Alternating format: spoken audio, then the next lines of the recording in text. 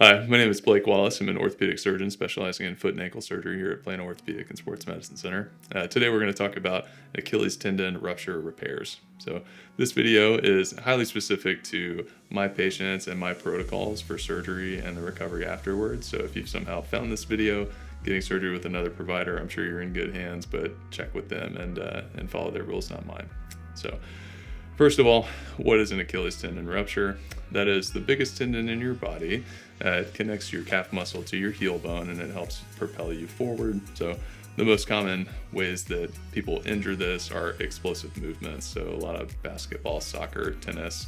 People say that I went to go jump to dunk on somebody and it felt like somebody kicked me from behind. Look behind and nobody's there.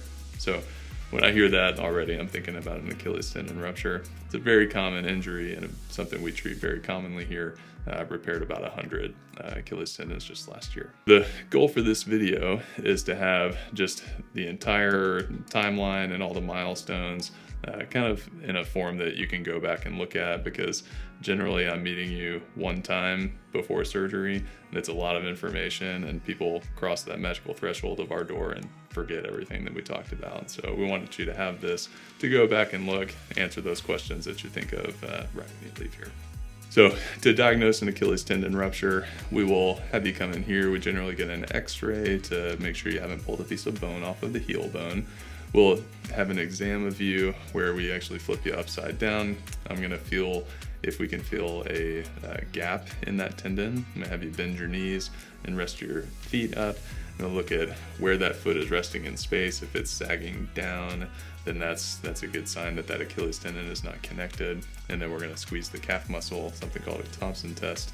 And if the foot doesn't move when we squeeze the calf, then generally that means that the Achilles tendon is torn. So if you're watching this video, this probably means that you've decided for surgery. So we'll skip a lot of the conversation that we've already had about the benefits of surgery versus non-surgery. But in general, the way I like to repair these is with a minimally invasive percutaneous repair of the Achilles tendon. And there are two kind of primary ways we can do that. We can use sutures on both ends of that tendon and pull those together, or we can take sutures from one end and anchor that down into your heel bone, something called a speed bridge, which has been kind of popularized lately by a bunch of high-profile athletes. And we do a lot of those, and we'll discuss some pros and cons of that for your unique situation. Before we get into the nitty-gritty, the kind of overall timeline, it's a day surgery. It takes a little less than an hour. You're off of it, meaning crutches or a knee scooter, for 2 weeks. You're in a boot until 8 weeks post-op, running and jogging in about 4 months, and return to sport is about 8 to 12 months. So in order to get ready for surgery, the day that I meet you in clinic, we're gonna get you into either a splint or a boot like this one. It's gonna have some wedges in the bottom that help tilt your ankle down and help bring those edges of the Achilles tendon back together. Once you're in that boot, from the time that I see you until surgery, I'm actually okay with you putting weight down on that leg because I want you stimulating that calf muscle so it doesn't atrophy too bad. One thing I do want you to start after we see you is an aspirin, full dose, once a day, and that's to help prevent blood clots while that calf muscle pump is not as highly functioning as it once was. I generally like to order an MRI of your leg in order to better plan our surgery. The vast majority of people with an Achilles tendon rupture have a standard, what we call mid-substance rupture, but there are certain other types that require a different repair, and we want to know that before we go in with surgery. So we order that MRI, and we leave it up to you to go find a place and schedule that. It can happen as late as the day before surgery, but ideally a couple of days before. If you have any medical conditions or contraindications to surgery, then we'll talk about that and discuss any other type of tests that you might need in order to clear you for surgery, because ultimately the goal is to do this in the safest way possible. And if there's any heart, lung, or kidney issues that are going to make anesthesia not safe, then we'll need to talk about that and weigh the pros and cons. Usually the last stop on the train before you leave the clinic is to meet with my surgery scheduler. We'll get a date on the books and we'll talk about timing and where that's going to be. And the sweet spot for surgery is sometime within about 3 weeks of your injury. You know, the time frame for recovery kind of hinges on that surgery date, so naturally most people want to do it as quickly as possible. Another question that comes up a lot is cost of surgery. There are so many different plans and deductibles and out-of-pocket maxes and all that. But once we figure out the time and the location of the surgery, then we'll be able to get you an estimate. Moving to the day of surgery, that actually starts the day before. So my office will contact you and give you an arrival time, tell you what time to actually be at the facility. We want you to not eat or drink anything after midnight, and we will send in your post-operative medications the day before so you can get them when you're not rushed and not coming out of anesthesia. So I typically do that aspirin that you're already taking to help prevent blood clots, and that's the only one you have to take. We also do kind of as needed or PRN meds for pain, nausea, and itching. Now the actual day of surgery, you'll come to the facility usually an hour and a half before the surgery is supposed to start. They'll get you an IV, that's usually the hardest part. Then we get you 2 or 3 margaritas through the vein, and you're much less worried about everything else that happens that day. You'll meet with me. Prior to that, you'll see my anesthesiologist who will talk with you about doing a nerve block. And that's where we actually put numbing medicine around the nerves in your leg, so that makes your leg completely numb. That allows us to not put you as deep into anesthesia and also decreases the amount of pain meds that you need in that first 24 hours. Surgery itself, what we do is we put you face down, you go to sleep, you're not going to be awake, hearing anything, we're not going to ask you to help out at all. So what we do is, using the MRI and the exam, find out exactly where that tear is. I make a small incision, it's about 1 inch crossways, and we've got a special tool that goes up and reaches up and grabs the proximal end of that tendon, and then passes some sutures through that, and then we either grab the tendon from below or we anchor it into the heel bone. Surgery itself usually takes less than an hour, and then at the end we close your incision with some stitches and then put you into a splint, which is kind of like a soft cast with your toes pointed down like a ballerina. Most people are going home within about an hour or so after surgery is over. After surgery, I'll talk with your loved one or whoever you brought with you and who's going to be taking you home. I'm going to remind them that nerve block is amazing for today, but it's going to wear off probably either tonight or the next day. And that's always the worst time for the pain, because you go from riding pretty high, feeling comfortable, not worried about anything, and to having a fair bit of pain. And I've had people everywhere from I didn't take a single Tylenol all the way to I took all my pain meds and needed a refill or 2. So everybody's a little different. Just kind of listen to your body. The next phase starts your recovery. So the day after surgery, I do my best to give you a phone call and chat with you and let you know how surgery went, remind you that the nerve block's wearing off, talk about how your pain meds are doing, and see if we need to adjust those at all. For the first 2 weeks, we want you what we call non-weight bearing. So you have crutches or a knee scooter. There's a little hands-free crutch called an iWalk. That's a good option for some people if you have the core strength to manage it.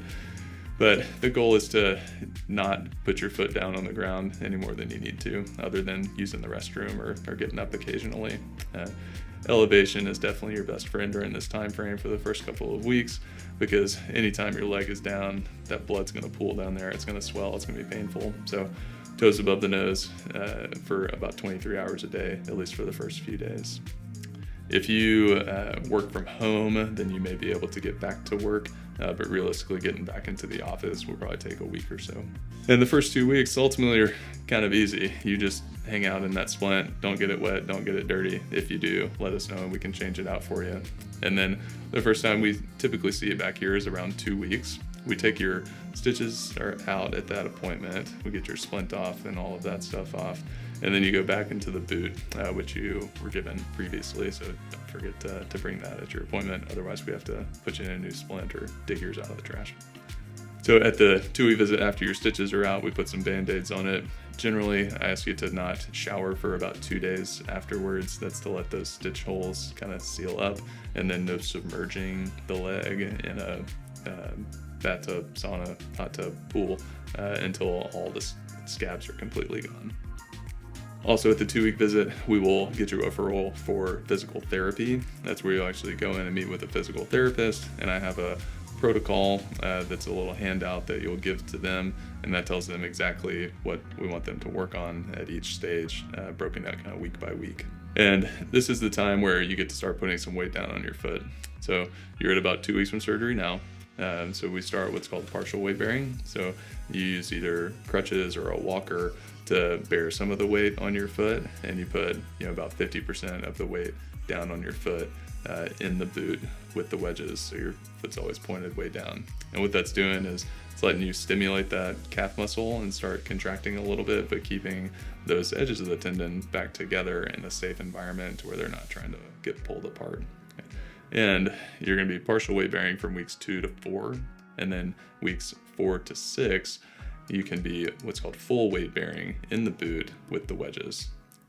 Then the next time I typically see you is at 6 weeks from surgery, and that's when we'll check in. I'll feel that tendon and see how it feels, make sure the repair still feels really solid. Incision should be pretty well healed by that point. And then we'll start getting the wedges out of your boot. So you'll start off with 3 or 4 wedges in there. What we'll do first is take one of those out, and then we'll talk about the schedule. It's usually 3 or 4 days at a time before you start taking these other ones out.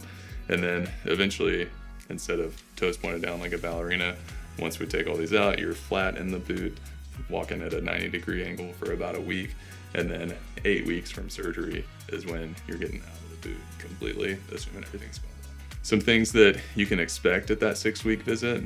Number one is you can expect for your calf muscle to be atrophied or much smaller than your other side. That's totally normal. The old saying is if you don't use it, you lose it, and you have not been using it at all. Okay, so that thing is going to be way smaller than your other side, but that will come back. It just takes a long time.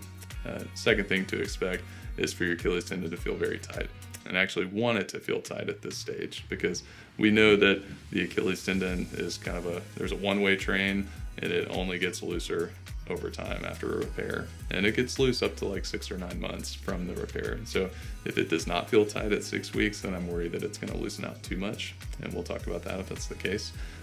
But I would anticipate that it's going to feel tight at that stage. Also, at the 6-week mark, if this is your right side, then we'll talk about when you can return to driving. You can generally safely do that once you get out of the boot, which is at that 8-week mark. But I ask you to go out to an empty parking lot and practice slamming on the brake with no hesitation before you get out on the roads and put all of us at risk. For further follow-ups after 6 weeks, generally I'll see you back at about 3 months and about 6 months to check in on your progress. If you're going a little faster, we'll follow up a little faster, or slower, we'll follow up a little bit slower. The return to sport discussion will start at that 6-week mark as well.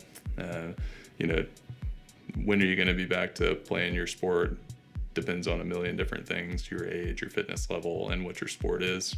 If you're just trying to get back to church league kickball, that'll be pretty soon. High level semi-professional basketball, or like some of my NFL linemen, that's going to be a while, because if you've got other 300 or 400 pound men pushing on you, then we're going to protect you a little bit longer. But we'll have that discussion and come up with some good goals, and we'll follow up until you're back to your full potential. Lastly, I would expect for your calf muscle atrophy to improve. I would expect for your strength to improve and your flexibility to improve up to about a year from surgery. So the Achilles heel has developed a reputation for a reason. I mean, it's a massive recovery, one that has humbled a lot of elite athletes, but with a lot of hard work, diligent therapy, and a good surgical repair, we can get you back to all the things that you want to do. So again, Blake Wallace, orthopedic surgeon, specialized in foot and ankle here at Plano Ortho. Look forward to taking care of you.